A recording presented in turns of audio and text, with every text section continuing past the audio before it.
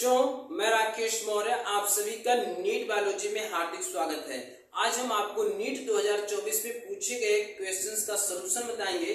देखिएगा, question number 1 है match list first with list second. मतलब यहाँ पर लिस्ट फर्स्ट और लिस्ट सेकेंड दिए गए हैं और लिस्ट फर्स्ट में 4 ऑप्शन और लिस्ट सेकेंड में भी 4 ऑप्शन दिए गए हैं। चारों ऑप्शन को एकदम सही से इसको मिलान करना है। मिलान करने के बाद जो ऑप्शन आपको सही मिलता है उसी पे टिक करना है। बिल्कुल बहुत आसान क्वेश्चन है, लेकिन हाँ ध्यान दीजिएगा कि ये जो क्वेश्चन पूछा गया है यह क्लास 11 के एनसीईआरटी के रेस्पिरेशन श्वसन के लेसन से पूछा गया है। और जो श्वसन का लेसन है उसमें जो लेसन है उसी के बेसिक कॉन्सेप्ट से ही केवल क्वेश्चन पूछा गया। बहुत आपको डेप्थ में नहीं जाने की जरूरत है।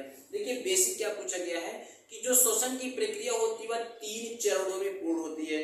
पहला स्टेज जो होता है ग्लाइकोलिसिस, दूसरा होता है क्रेब्स साइकिल या सिट्रिक एसिड साइकिल और तीसरा स्टेज होता है electron transport system. Electron transport system के बाद जो वहां पर NADPH2 होते हैं वो सभी अपना जो है कि ATP का निर्माण करते हैं। तो वहां पे प्रोटॉन ग्रेडियंट का भी रोल होता है, मींस केमी ऑस्मोटिक प्रोसेस होता है। तो बस इतना आपको बेसिक इंफॉर्मेशन पता होना चाहिए कि रेस्पिरेशन की प्रक्रिया कहाँ कहाँ पर होती है। तो क्वेश्चन बहुत आसान है, आपका सॉल्व हो जाएगा। तो देखिएगा बच्चों, यहाँ पे पहले ऑप्शन में दिया गया है कि citric acid cycle. Citric acid cycle मतलब क्रेब्स साइकिल कहाँ पाया जाता है? तो माइटोकॉन्ड्रियल मैट्रिक्स में होता है। बिल्कुल आसान है। दूसरा ऑप्शन है ग्लाइकोलिसिस। तो ग्लाइकोलिसिस पाया जाता है साइटोप्लाज्म में पाया जाता है, कोशिका के कोशिका द्रव्य में पाया जाता है।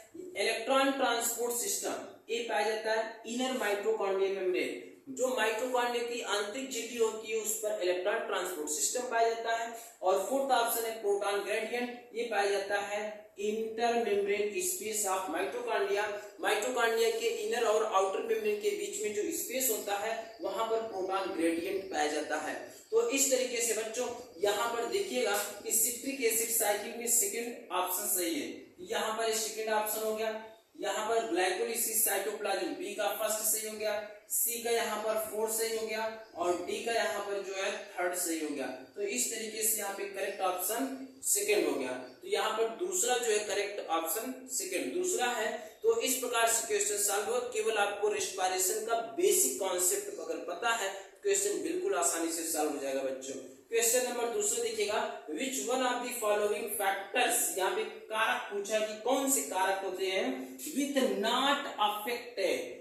नॉट पूछा है कि कोई मतलब कौन सा ऐसा कारक है चारों में से कि जिसका कोई प्रभाव नहीं पड़ता है किस पर? हार्डी-वीनबर्ग इक्विलिब्रियम पर। हार्डी-वीनबर्ग इक्विलिब्रियम पर कौन सा ऐसा कारक है जिसका कोई प्रभाव नहीं पड़ता है?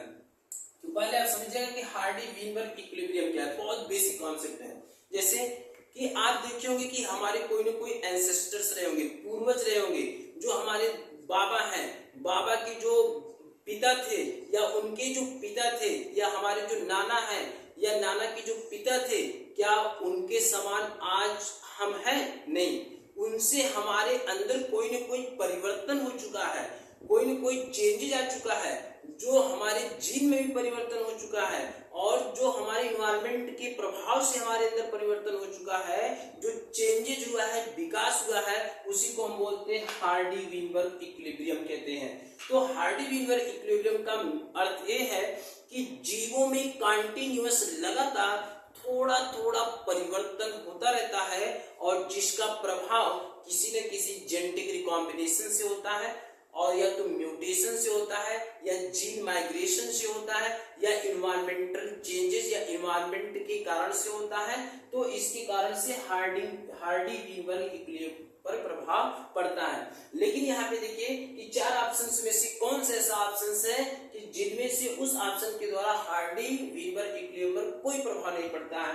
देखिएगा, जेनेटिक रिकॉम्बिनेशन इसके द्वारा प्रभाव पड़ता है, जेनेटिक ड्रिफ्ट इसके द्वारा प्रभाव पड़ता है, जीन माइग्रेशन इसके द्वारा प्रभाव पड़ता है। तो जेनेटिक कांस्टेंट जीन पूल, अगर किसी भी व्यक्ति का जीन का जो समूह है वह एकदम नियमित कांस्टेंट हो जाए, मतलब वह रिप्रोडक्शन ही ना करे, जनन नहीं करे, इन्वायरमेंट ऐसी जगह पे चला जाए उसके ऊपर इन्वायरमेंट का कोई प्रभाव ही ना पड़े, तो उसमें जीन में चेंजेस नहीं होंगे। जब जीन में चेंजेस नहीं होंगे तो हार्डी-वीनबर्ग इक्विलिब्रियम पर कोई प्रभाव नहीं पड़ता है।